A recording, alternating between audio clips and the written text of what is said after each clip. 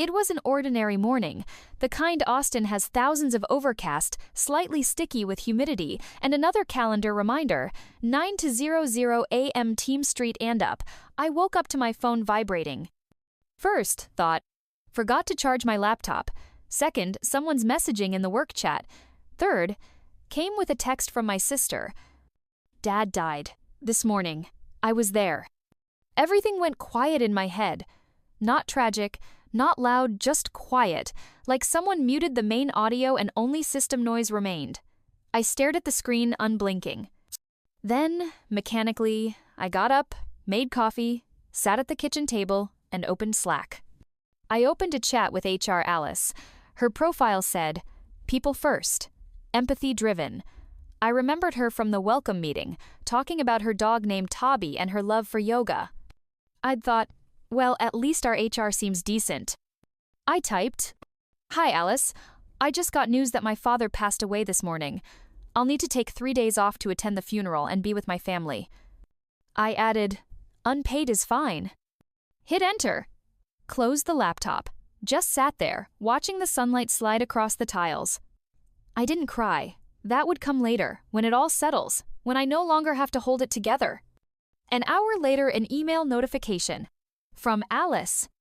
Subject, time off request. Due to ongoing project priorities and current workload distribution, your request is not approved at this time. Please let us know if you are able to support critical deliverables remotely. I read it 3 times. Then out loud. Due to ongoing project priorities. I set my mug down. Read further. Please let us know if you are able to support critical deliverables remotely. They're asking if I can keep working. During my father's funeral. I wasn't angry. Didn't cry. Didn't laugh either. I just sat. As if someone had suddenly changed the rules of the game, and I wasn't a player anymore, just a stat. A strange thought surfaced. Curious, in which Excel column does death count as low priority? I'm a project manager. I think in spreadsheets, timelines, dependency graphs. I know where our backlog is, where we're resource constrained, what our burn rate is. But where death fits in their model, I couldn't find it. Maybe under other issues? Or low risk impact? Or maybe it's not even in Jira, just buried in the section called Ignore Unless Client Notices. I pictured them talking about it in a meeting. Rachel won't be at the morning stand-up. Her dad passed away. Okay, but she's still getting those slides done by Friday, right? And you know what's terrifying? That's not a joke. It's close to reality. I looked out the window. In the building across, someone was walking a golden retriever.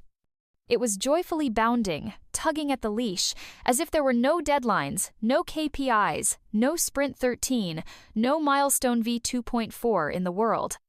I thought, now he has his priorities straight. My father died. I asked for 3 days, unpaid.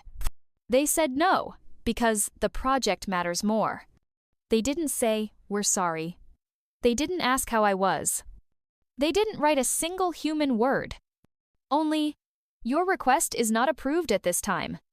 Slack doesn't smell like death. There's no silence, no pause, no wait. Someone's always reacting with or, even under a message that someone's laptop crashed, there's a. I closed my inbox, then Slack, then my laptop. On the screen, I saw my reflection pale, tired, with dark circles under my eyes. I said to myself, out loud, "I'm going anyway." And I went. It was 2 months before everything. Dad had just had a stroke. He couldn't hold a cup, couldn't speak clearly. Sometimes he mixed up day and night. My sister and I split caregiving duties. I took the mornings, helped with breakfast meds, listened to him recall his days in the Air Force like it was yesterday, not 50 years ago. I knew he was weakening. But he was still here. In this world. And that meant more important than any roadmap. One morning, I sat down at my screen and wrote an email to my manager, Aaron. "Hi, Aaron. I wanted to ask if I could shift my working hours slightly, start a bit later in the mornings. My father's recovering from a stroke and I need to assist him with basic care for a few weeks. I'll ensure all deadlines are met and stay available afternoons and evenings." I reread the message. It didn't have complaints or demands. Just a polite, if possible. The reply came quickly. Short, like I was asking not for time, but for a favor. Thanks for sharing, Rachel. We're all juggling a lot. Do what you can after hours. Do what you can after hours. As if caring for your father is a hobby, something you squeeze in after Zoom calls and slide decks, like jogging, just without the endorphins. I sat there, staring at the screen, feeling something rise inside me. Not anger, not offense, but shame. Like I'd done something wrong just by choosing to be a daughter, not a Kanban function. Aaron always said, "We're a family here, but deadlines are sacred." What a beautiful hypocrisy. A family where you can't take a pause even when your real family is falling apart. In Aaron's team, the stars were those who replied first on Slack and left Zoom last. Who loved setting their status to working late, loving the grind. She adored hustle culture. Forbes articles, jokes about coffee is my love language, t-shirts that read, "Don't stop when you're tired, stop when you're done." And I was too calm. Too organized, to the point. Because I didn't have time for performative busyness, I had a father who confused left from right and had to relearn how to tie his shoes every day.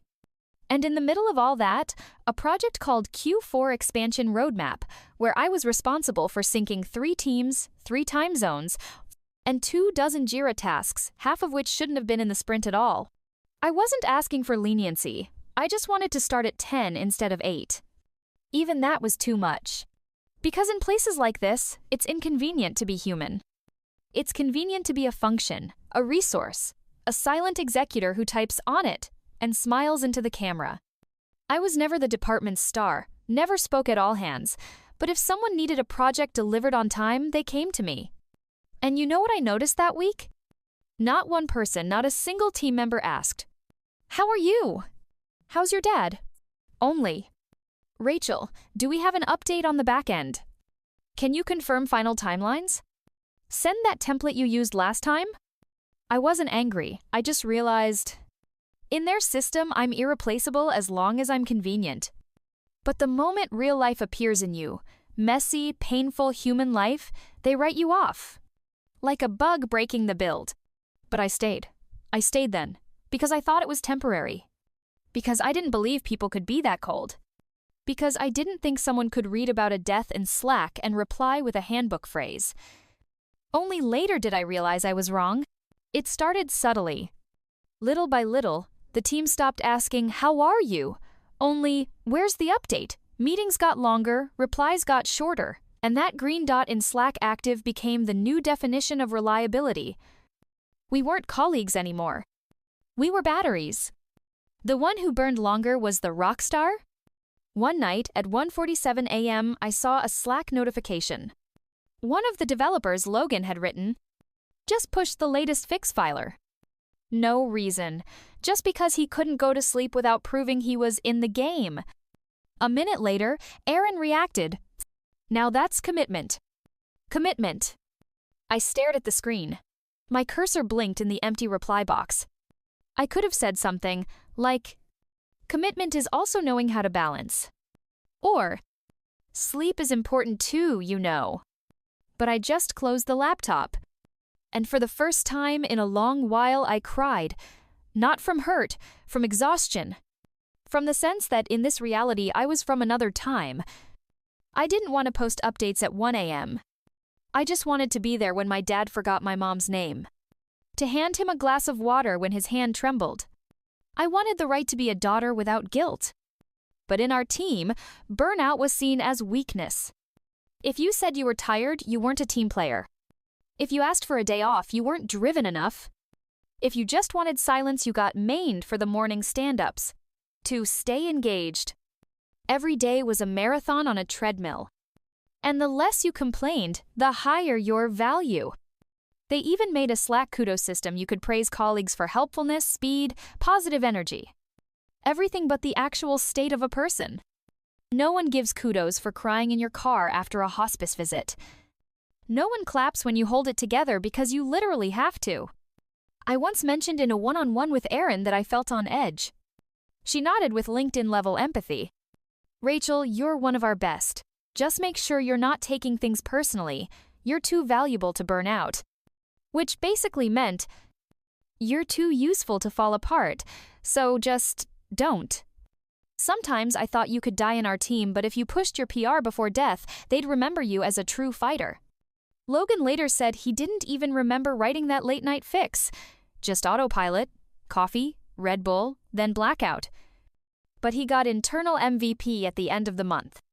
I watched them celebrate and felt my body quietly refuse to keep playing this game. It wasn't the people that made me angry. It was the system that scared me.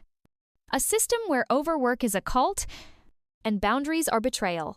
Every time I wanted to switch off as a human, I felt guilt. Guilt for having a father. Guilt that he was sick.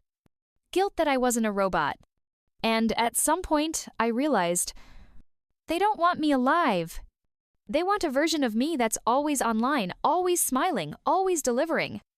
Preferably without a father, without emotion, without time to say goodbye. My father died on a Saturday.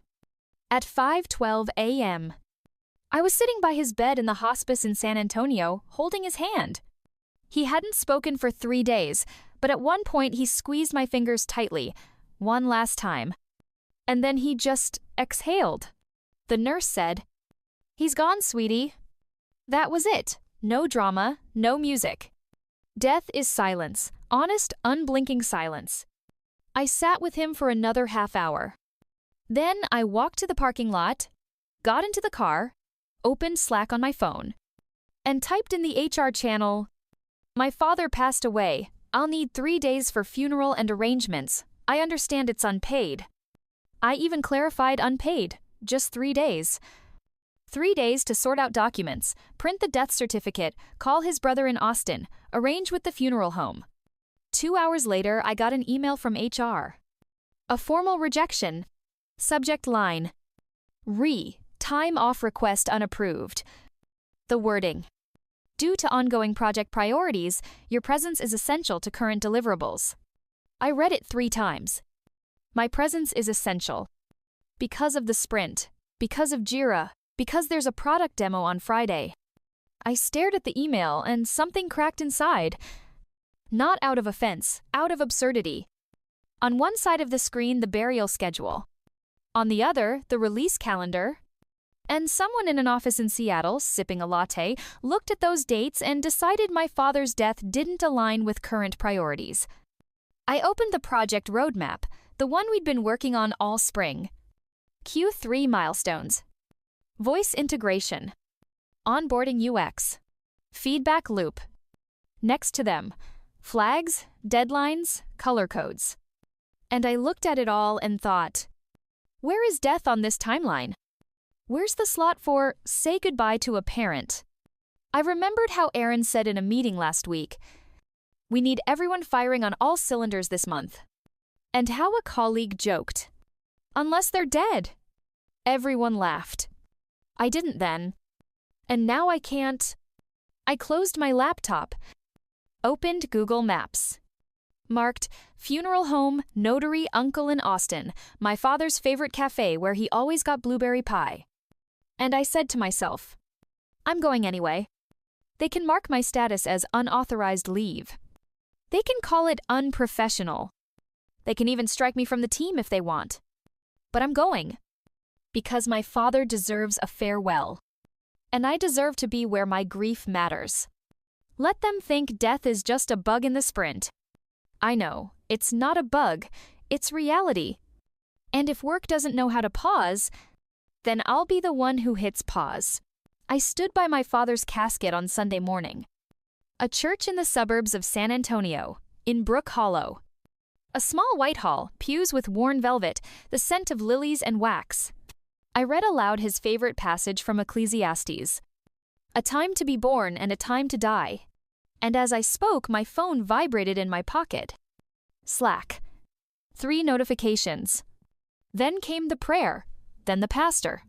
I sat in the front row, hands clenched, trying to breathe. Everything in my chest felt like a crumpled sheet of paper. During a break between speeches, I opened my phone. On the screen, a message from Aaron, time-stamped 9:13 a.m. Please stay responsive. We have a deadline tomorrow. I'll loop you in for QA. No. Sorry for your loss. No. How are you holding up? Just a follow-up, as if I'd delayed a Starbucks order. For a moment, I felt ashamed. Ashamed that I even opened the message. That I hadn't turned off my phone, that I'd let them into this morning, into this room. But then another feeling came. Cold, crystalline, something that felt like truth. I was just afraid of disappointing people who didn't care. My engagement mattered more than my grief. They didn't want my presence, or my humanity, just the green dot on Slack. My dad always said, "Where they don't respect you, don't stay, even if they pay." I remember how he once quit his job at an engineering firm when his manager yelled at a young intern. He simply packed his tools and left. No scandal. Later, he explained it to me. I was a teenager then. Where you have no dignity, you have no future. And here I was, sitting at this man's funeral checking Slack. As if someone had told me my grief had to take a number and wait its turn. After the ceremony, we went to the cemetery. I held a rose in my hand. Mom stood beside me, barely holding herself together. I dropped the flower into the earth and said to myself, not aloud, I don't owe a response to those who don't respect me. Not on Slack, not in life. I closed the app. Put the phone in my bag. And for the first time in 3 years, allowed myself to disconnect. Not because I could, but because I could no longer not disconnect. My father was gone, but his voice remained. Monday, 9:02 a.m. I'm back in the office in Austin. Gray building on Burnett Road, glass dividers, Starbucks coffee in the corner. I thought, maybe someone. Just one word. No one. On the screen in the conference room, a Miro board with colorful arrows and blocks. Project, Nova Expansion Phase 3. Stand-up topic, milestone review and burn rate mitigation. The tone cheerfully professional, as if no one had died. Especially not the father of the project manager who had held that roadmap from the very first sprint. Aaron joins on Zoom, wearing headphones and holding a mug that says, Monday means money. She smiles. Glad you're back, Rachel. Hope you're ready to crush this week. Crush. I've heard that word before. Crush Q4. Crush the KPIs. Crush the bugs. Now apparently I was expected to crush my grief. I nodded. Emotionless.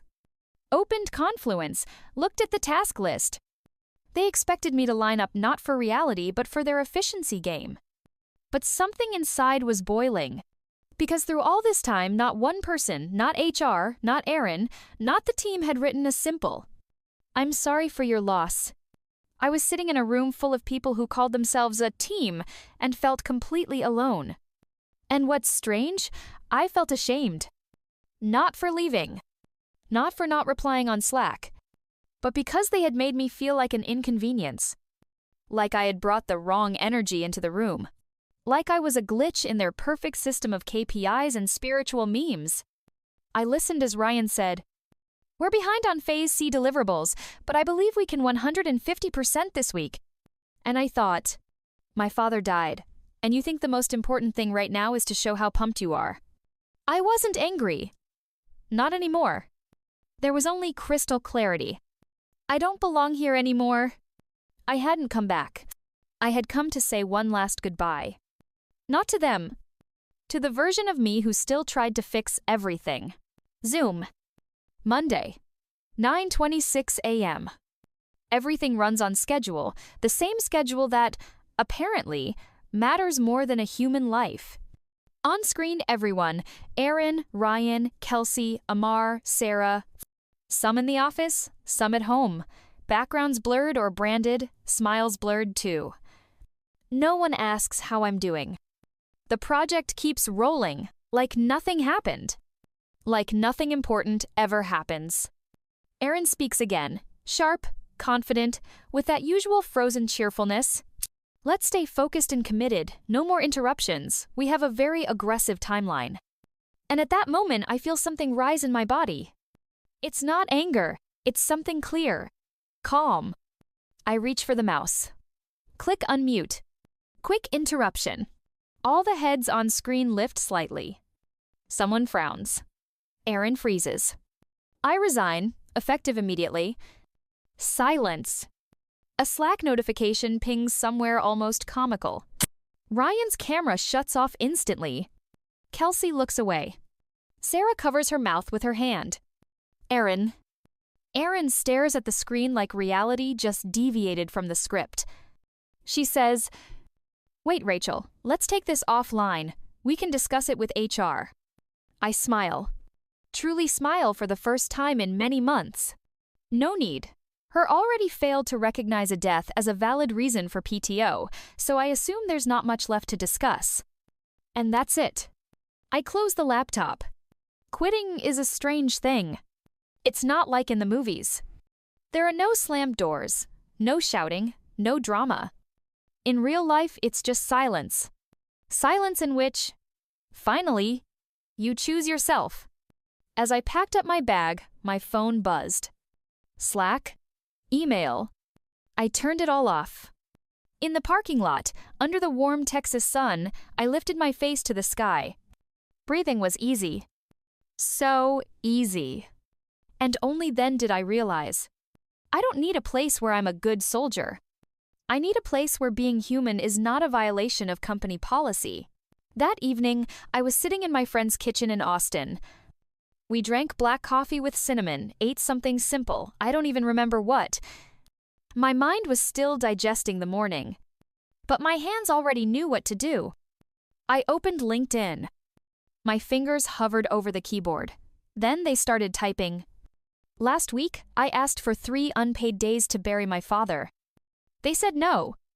So today, I buried the job too. Grief doesn't respect deadlines. Humanity doesn't fit into project plans. And loyalty should never mean self-erasure. I wasn't asking for likes. I just wanted someone to hear me. Anyone. I hit post. Closed the laptop. Went to sleep. By morning, there were 14,000 views. By lunch, 78,000. By evening, 320,000. People wrote. Not just HR people or recruiters. Real people with real stories. I couldn't leave when my mom was dying. It still haunts me. Thank you for saying out loud what so many of us carry in silence. You're the voice of those who are told to be team players while their hearts are breaking. A career coach in New York reposted it. A psychologist in Seattle wrote an analysis, calling my story a case of systemic emotional abuse in corporate culture. An HR director in San Francisco commented, "This story broke me and reminded me what my job is supposed to be." A stranger from Amazon, someone I'd never met, wrote, "You just became every burned-out employee's hero." And then an email. From Aaron. Subject line, reaching out. I didn't open it. I wasn't angry. I was just done. Done with expectations. Done with explanations. Done with needing to prove my truth. When the post passed 1 million views, I got a call from a former colleague from the company I used to work for, the one where people still had faces, not just KPIs. "We've got a new project opening. We need someone with your kind of resilience. Want to come up to Portland?" I smiled. Maybe. Maybe yes. But this time on my terms. On the 3rd day, I reread my post. Just one line. So I buried the job too. And you know what I felt? Victory. Not the loud kind. Not bitter, not vengeful. But the kind that comes when you stay yourself even when the whole world tries to erase you. The week after my post felt like it played on fast forward. Interviews, calls, messages from old friends and complete strangers. But one email looked different. Subject line, from a place that believes in humanity first. The company, a startup in Seattle. AI solutions for healthcare, small team, ambitious product but not toxic. I agreed to a Zoom interview. The interviewer was the CEO, a woman named Layla. Soft voice. Spoke with clarity. The first thing she said wasn't about experience or metrics or how I could bring value. She said, "We saw your post. We printed it and pinned it next to our mission statement. You said what so many were afraid to say. And we thought this is someone we want to work with." I went silent. Because for the first time in a long time, I wasn't hearing corporate speak. I was hearing a human being. 2 days later, they sent the offer. The terms fair. The salary market rate. $126,000 a year. Stock options. Health insurance. But what struck me most was a separate attachment in the contract. Bereavement policy. 3 pages. No footnotes. No red tape. The very first line read, "Grief is human, we don't question it, we support it." I read it over and over. Not because I didn't believe it, but because for the first time it didn't sound like a slogan. It felt like a decision. On the final call, Layla asked me, "Do you have any hesitations, Rachel?" I answered, "Number, just one clarification. I'm not looking for a family. I'm looking for respect. Everything else is a bonus." She nodded. That's exactly the kind of clarity we want here. That evening, I packed up my laptop. Saturday on the terrace, overlooking April in Austin. And I let myself breathe, truly breathe. Not as a PM between back-to-back meetings, but as a human being who had finally stopped apologizing for being human. It's been exactly 1 month since the day I left that company. Since that very Zoom meeting where I unmuted myself for the last time and said what so many were afraid to voice aloud. Today I'm speaking at a webinar for HR professionals and leaders from various American corporations. The topic: psychological safety and boundaries in the workplace. A screenshot of my face on screen, thousands of listeners, the chat flooded with questions. I say, a system where a person has to ask permission to grieve is not a system, it's a prison with schedules and KPIs, where feelings are measured in percentages and likes, where human sorrow becomes a low priority in an Excel sheet. In the room, though virtual, there is silence. And in that silence, support. After the talk, I sit by the window in my new office in Seattle. Behind me, a photo of my father, smiling, holding my hand. Next to it, a plaque I made myself. Employee number 1, my dad. Always made time. I hold a cup of coffee, look out over the city, and think, I left the job, but I stayed with myself. And that's what now always comes first. Because sometimes, to find yourself, all you have to do is unmute. And not be afraid to speak the truth. Even if thousands are listening.